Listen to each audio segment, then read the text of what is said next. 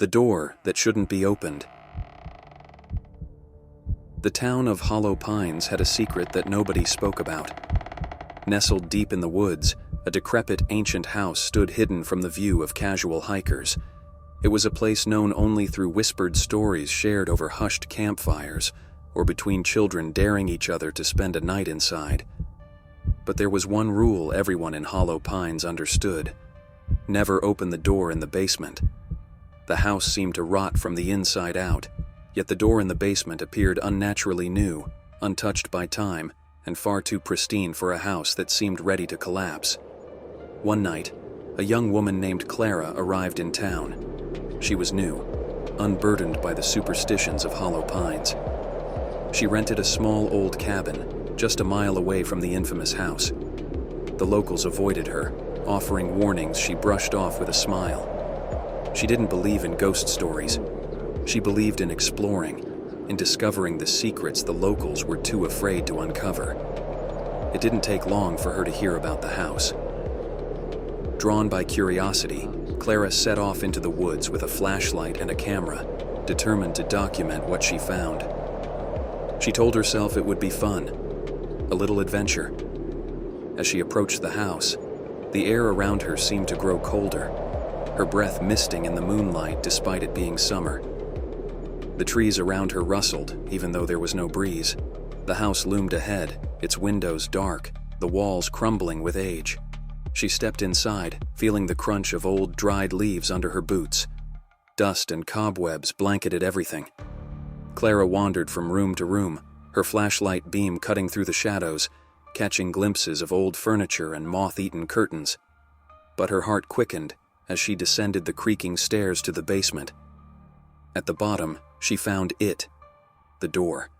It stood out starkly, made of dark wood, polished to a shine, with a brass handle that gleamed despite the years of neglect in the rest of the house. Her hand hesitated as she reached out to touch it, feeling a chill radiate through the wood. For a moment, she considered turning back, but the thrill of the unknown pulled her forward. What could be behind it? A treasure, perhaps? Or a hidden room? Ignoring the warnings that echoed faintly in her mind, Clara twisted the handle.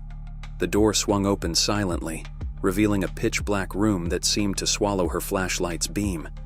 The air that seeped out was icy, stinging her lungs with every breath.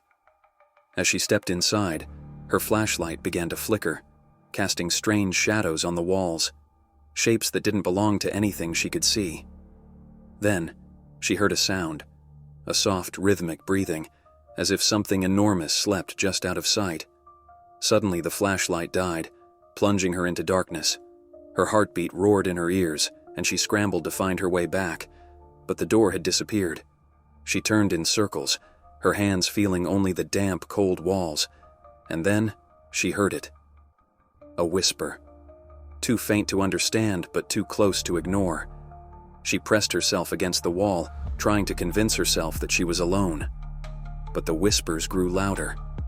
They spoke in a language she couldn't understand, yet they filled her with a sense of dread that crawled under her skin.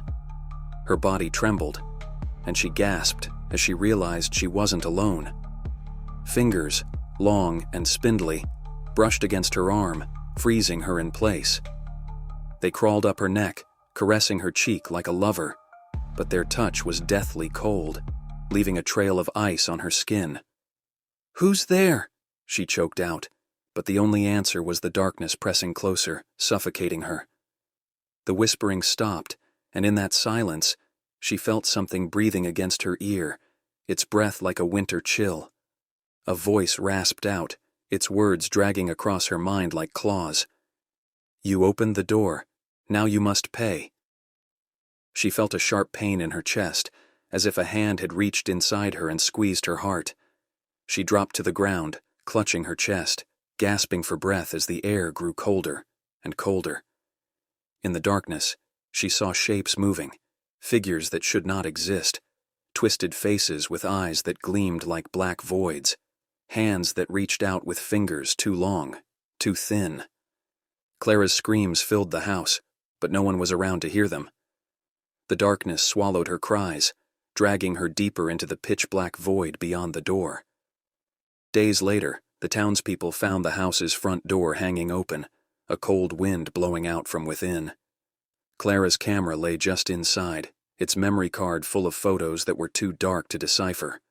But one image, the last one, showed her face.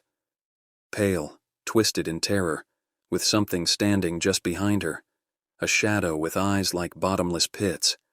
No one entered the house again, and as the years passed, it became clear that Clara's disappearance was not the end.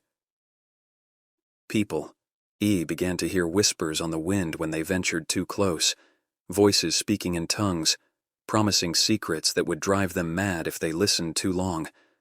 Some swore they saw her through the windows, pale, with eyes as dark as the shadow that had taken her. The house remains, hidden deep in the woods, the basement door sealed by those who dare to venture near.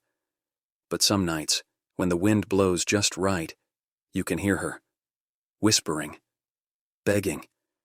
And if you listen too closely, you might hear her voice change into something colder, something that promises you too will know the secrets behind the door, if you dare to open it.